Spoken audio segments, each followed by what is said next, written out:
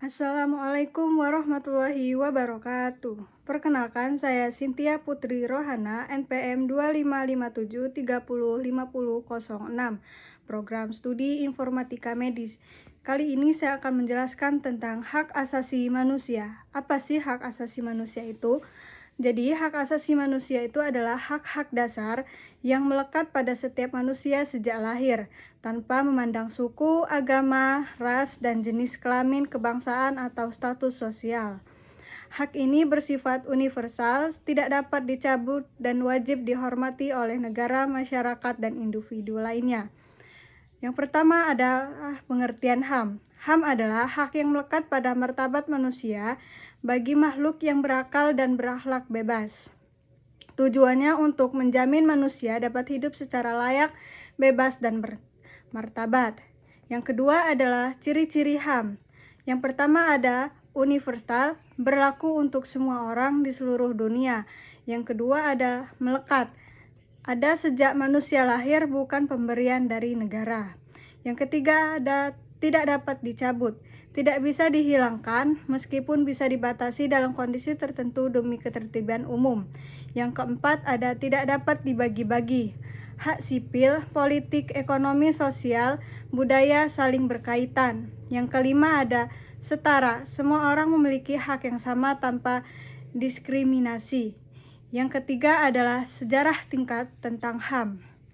Yang pertama ada Magna Carta 1215, pembatasan kekuasaan raja di Inggris.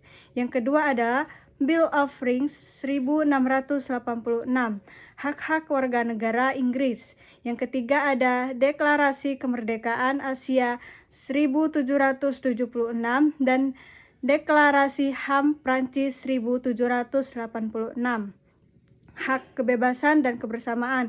Yang keempat ada Deklarasi Universal HAM PBB 1948, dokumen global pertama tentang HAM setelah Perang Dunia Kedua. Indonesia ikut melaksanakannya. Yang kelima ada Konon Internasional PBB, pembuat dua konon pada 1966 tentang hak sipil, politik, dan hak ekonomi, sosial, dan budaya. Yang keempat ada macam-macam HAM. HAM biasanya dibagi menjadi 4 kelompok besar. Yang pertama hak pribadi atau personal rights, hak yang melindungi kebebasan individu, contohnya hak hidup, hak bebas dari penyiksaan. Yang kedua ada hak kebebasan beragam dan berkeyakinan. Yang keempat ada hak kebebasan berpendapat dan berekspresi. Yang kelima ada hak privasi dan bebas bergerak. Yang kedua ada hak politik, political atau rights, hak untuk ikut serta dalam pemerintahan, contoh hak memilih dan dipilih dalam pemilu. Yang kedua ada hak pendirikan dan bergabung dengan partai politik.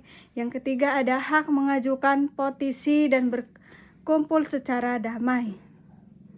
Yang ketiga ekonomi, sosial, dan budaya, eksprim, hak untuk memenuhi kebutuhan dasar dan berkembang, contohnya hak atas pekerjaan dan upah yang layak. Yang kedua ada hak atas pendidikan, kesehatan, perumahan. Yang ketiga ada hak atas menjamin sosial. Yang keempat hak untuk berpartisipasi dalam kehidupan budaya. Yang keempat hak perlakuan yang sama, hak untuk diskriminasi, contoh hak kebersamaan di depan hukum, hak atas perlakuan yang sama tanpa memandang gender, ras, agama, dan disabilitas. Yang kelima ada prinsip-prinsip HAM. Yang pertama ada non-diskriminasi, semua orang sama di depan hukum. Yang kedua partisipasi, setiap orang berkehendak ikut dalam mengambil keputusan yang memenuhi hidupnya. Yang ketiga akuntabilitas, negara dan martabat wajib bertanggung jawab jika melanggar HAM. Yang keempat ada transparansi, informasi publik harus terbuka agar publik bisa mengawasi. Yang kelima rule of law, hukum harus ditegakkan secara adil dan tidak sewenang-wenang. Dan yang keenam ada kewajiban dan pembatasan HAM. HAM bukan tanpa batas. Pasal 28J Undang-Undang 1945 menyebut setiap orang wajib menghormati HAM orang lain dalam rangka ketertiban umum. Pembatasan boleh dilakukan jika berdasarkan undang-undang untuk melindungi hak orang lain, untuk memenuhi ketentuan keadilan, keamanan, ketertiban, moral, dan kesejahteraan masyarakat. Contohnya, kebebasan berpendapat dibatasi jika isinya berupa tujuan kebencian atau hoaks yang memicu kekerasan. Yang ketujuh, ada pelanggaran HAM dan penanganan di Indonesia. Penanganan HAM berat seperti genosida, kejahatan kemanusiaan ditangani melalui pengadilan HAM berdasarkan Undang-Undang Nomor 26 Tahun 2000. Pelanggaran HAM biasa ditangani oleh Komnas HAM, penyelidikan dan pemantauan. Yang kedua ada kepolisian dan kejaksaan, proses hukum pidana, dan pengadilan pemutusan perkara. Yang kedelapan, mengapa sih HAM itu penting? Jadi, tanpa HAM, negara bisa berubah jadi otoriter. HAM menjaga keseimbangan antara kekuasaan negara dan kebangsaan warga. HAM juga jadi dasar untuk pembangunan yang adil, damai, dan berkelanjutan. Sekian video dari saya. Assalamualaikum warahmatullahi wabarakatuh.